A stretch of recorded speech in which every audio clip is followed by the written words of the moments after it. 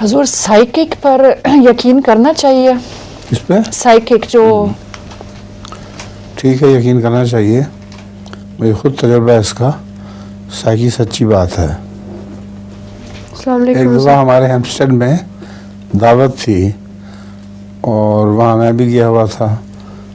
تو اس دعوت کے دوران سائیکی کی بات شروع ہو گئی.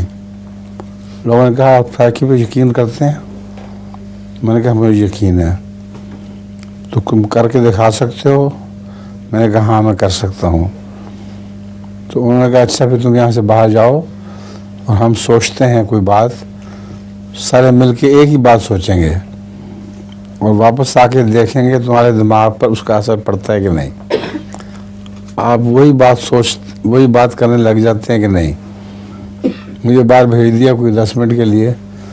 کہ میں واپس آیا تو بیچ میں بٹھا دیا مجھے. کچھ عرصے کے بعد مجھے اور تو کوئی خیال نہ آیا. میں نے اپنے بوٹ کے تسمے کھول دیے اور تسمے کھولنے کے بعد کچھ دیر کے بعد بوٹ اتارنے لگا.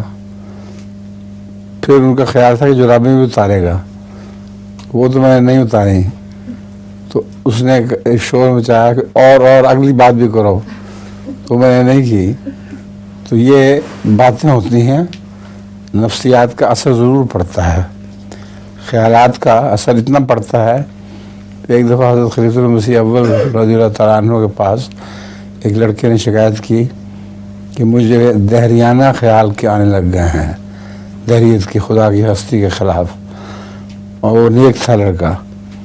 حضرت خلیفۃ المسیح اول نے فرمایا کہ تمہارے ساتھ جو نماز میں کھڑا ہوتا ہے وہ دہریہ ہے، تم اپنی جگہ بدل لو. تو اس نے یوں ہی کیا. جب اس نے جگہ بدل لی تو دل بالکل ٹھیک ہو گیا. تو بعض دفعہ نماز میں بھی ایک دوسرے کو خیال منتقل ہو جاتے ہیں. تو یہ بات تو بالکل سچ ہے کہ سائیکی کی کوئی حقیقت ہے.